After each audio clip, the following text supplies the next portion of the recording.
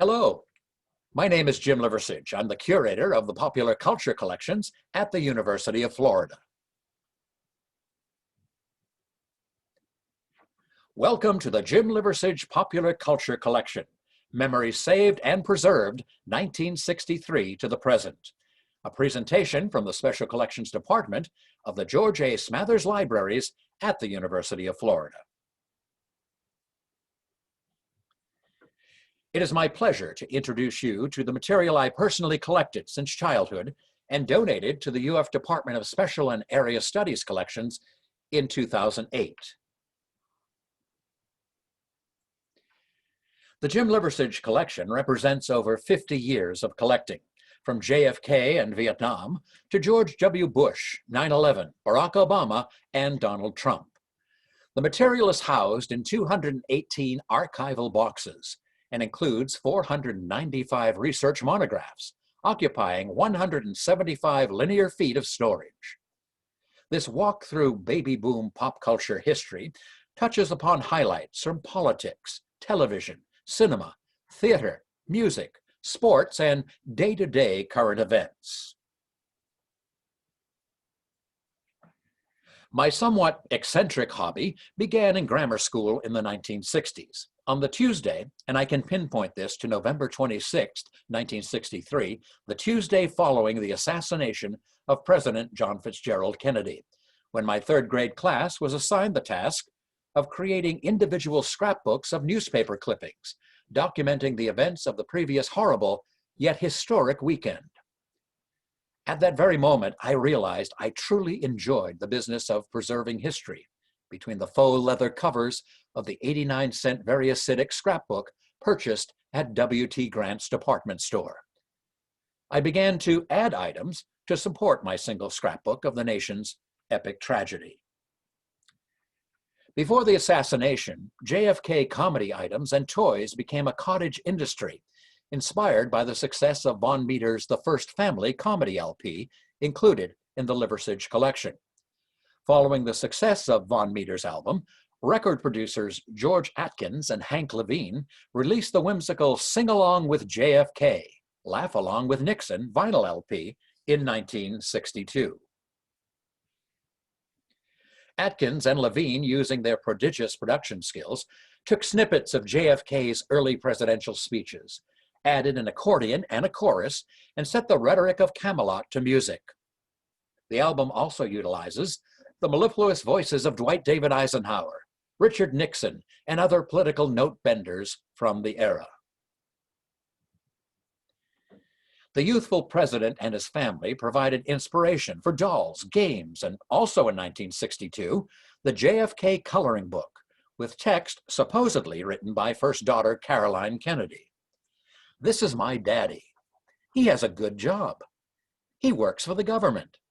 Color him red, white, and blue. My daddy is very important. He has a lot of people working for him.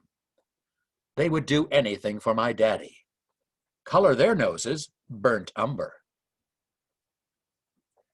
From this starting point, in late 1963, the collection began to grow, especially the scrapbooks, which expanded to include the Vietnam War, the first Earth Day in 1970, the space race, sports, the presidencies of Lyndon Baines Johnson and Richard Milhous Nixon, and the various presidential campaigns of the 1960s and early 1970s.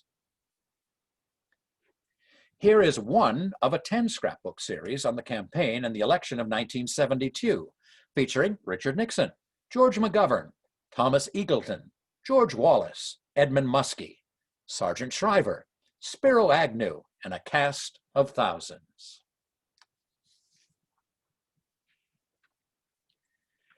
The performing arts are also represented in a series of scrapbooks.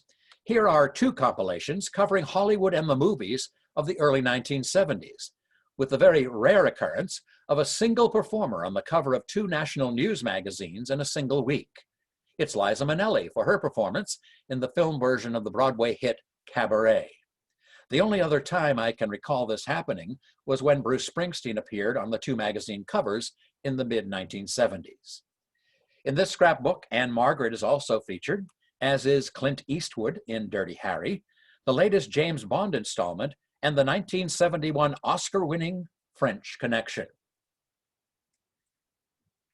The over-the-top promotion and product tie-in campaigns for the film E.T., the Extraterrestrial, are the focus of this album. The history of the film is covered from its world premiere in the summer of 1982 through the Oscar night loss to Gandhi in the spring of 1983. At the same time I was pasting magazine and newspaper clippings into my scrapbooks, I was sending autograph requests to show business and political figures. At 7 and 10-cent postage per envelope, I was able to mail 10 letters each day, and long before the days of eBay, most recipients would respond with a photo, letter, or card, confidently knowing I wouldn't be selling their signatures online. Of course, we had no idea what online meant in the 1960s and 1970s, but it was something I would have never considered anyway. Each daily trip to the mailbox was an amazing thrill. Whose response would be delivered by the postman today? My initial interest was in the stars of silent film, who were aging but still around at the time, and the leading players and character actors of Hollywood's golden age. Through the years, hundreds of envelopes arrived, beginning with the very first, a signed photo from popular film comedian of the 1930s and 40s, Jack Oakey, who was selected by Charlie Chaplin to co-star with him as Benzino Napolini, a satirical takeoff on Benito Mussolini in the 1940 film classic, The Great Dictator. Superstar James Stewart replied to wish me a wonderful life on his personal stationery. He wrote, "Dear Jim Liversidge, I want you to know that I am very grateful to you for your wonderful letter. The things you said meant a great deal to me, and I thank you. May you have a wonderful life." Signed, James Stewart. Sometimes I would write to a theater where the stars were appearing in a play or a concert. And in this case, Robert Cummings and Oscar winner Joan Fontaine, two stars most famous for their appearances in the films of Alfred Hitchcock, responded. Robert Cummings wrote to Jim Liversidge, "Continued success, perfect nutrition, health, and happy landings." Signed photos from William Demarest, who appeared in so many of the best films of director Preston Sturges, and Margaret Hamilton, of course, the Wicked Witch of the West, in the classic Wizard of Oz, two of my all-time favorite character actors, arrived by USPS. A single-page letter and photograph from Larry Fine, the frizzy-haired member of the Three Stooges, arrived directly from the motion picture Country Home and Hospital, a source for many signed items from the legends of screen, stage, and television. He wrote, "Dear Jim, I'm so very sorry if I neglected to respond to your letter. Believe me, it wasn't intentional. I had a stroke, which has left me partially paralyzed and in a wheelchair. I'm trying to answer all my mail personally, but I get so much that the nurses helping me have mislaid quite a few. There's no envelope, and there's no date on the letter, so I don't know how late I am. But I found your letter buried away, which is lucky I found it at all. So here's hoping I'm in time. Sincerely, Larry Fine." And the signatures of the great film directors may also be found in the Liversidge holdings, including Busby Berkeley, famous for his geometric musical extravaganzas starring Ruby Keeler and Dick Powell at Warner Brothers in the 1930s, and Alfred Hitchcock, of course, the master of suspense.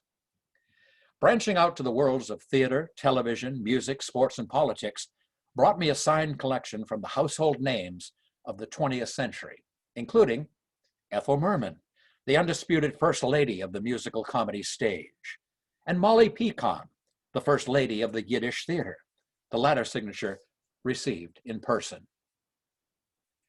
Greetings from my friendly neighbor, Mr. Rogers, and Duncan Ronaldo, television's Cisco Kid. How nice that his faithful horse Diablo also took time out of his busy schedule to sign the photo, plus a horseshoe doodle. Included in the music, theater, and film file, the legendary composer Richard Rodgers, who wrote so many classic musicals with Lorenz Hart and Oscar Hammerstein II. From the world of sports, Heisman Trophy winner Tom Harmon in silver ink. He had an incredible football and broadcasting career, but he is now best remembered as the father of actor Mark Harmon. One of the most unique responses arrived from the smoke-filled rooms of our nation's Capitol. Here we have the autograph of Watergate Special Prosecutor Archibald Cox on Watergate Special Prosecution Force stationery. He only had a few weeks left on the job before his infamous Saturday Night Massacre firing. The signed material is colorful and eye-catching, but in order to place the individuals in historical context for research purposes, each autographed item is partnered with an extensive folder of biographical material. An example is the contents of the James Stewart biographical folder, filled with film and theater programs, photographs, posters, DVDs, and newspaper clippings illuminating his life and career. A major portion of the Jim Liversidge collection documents the widescreen cinema promotion and gimmicks of the 1950s and early 1960s, such as Cinerama, CinemaScope, and 3D. This became a special area of interest for me after my first visit to the Boston Cinerama Theater in 1962 with my parents to see How the West Was Won in Cinerama, the first all-star story film in this groundbreaking film and presentation process.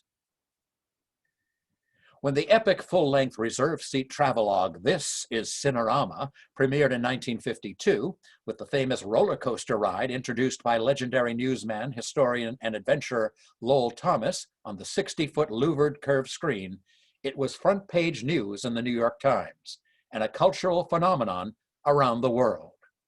The era of widescreen movie viewing had arrived as a reaction to the popularity of television and the need by the film studios to draw audiences out of their living rooms and back to the empty theaters of the 1950s. To this day, film historians, movie buffs, and purists still look back fondly to Cinerama, the amazing three-camera, three-projector process. Today's IMAX owes much to Cinerama, but the scope, clarity, and sound of 1952 is still the gold standard for widescreen viewing.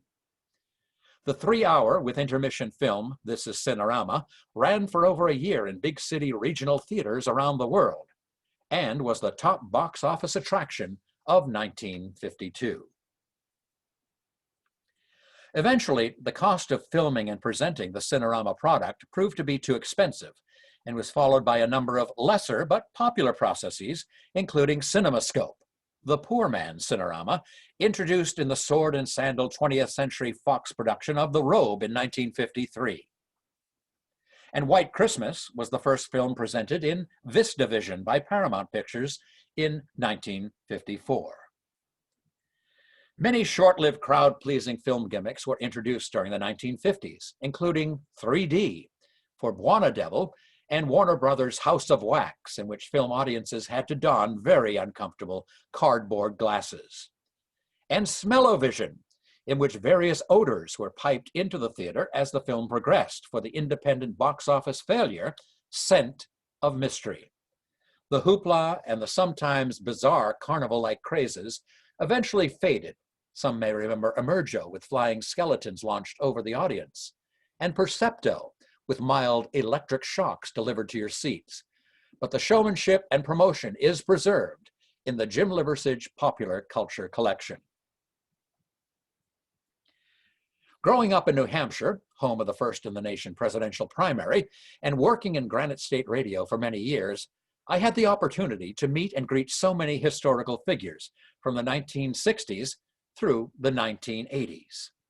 From Senators John Glenn and Gary Hart to Presidents Ronald Reagan and George Bush, they all passed through the radio studios. History was a welcome and exciting part of my average workday. And as I process various collections today, this tradition continues. During this period, I also collected political memorabilia and continued to do so until my collection was presented to the University of Florida. Today, all of the material included in this presentation is organized, folded, boxed, and housed in temperature-controlled stacks in the George A. Smathers libraries.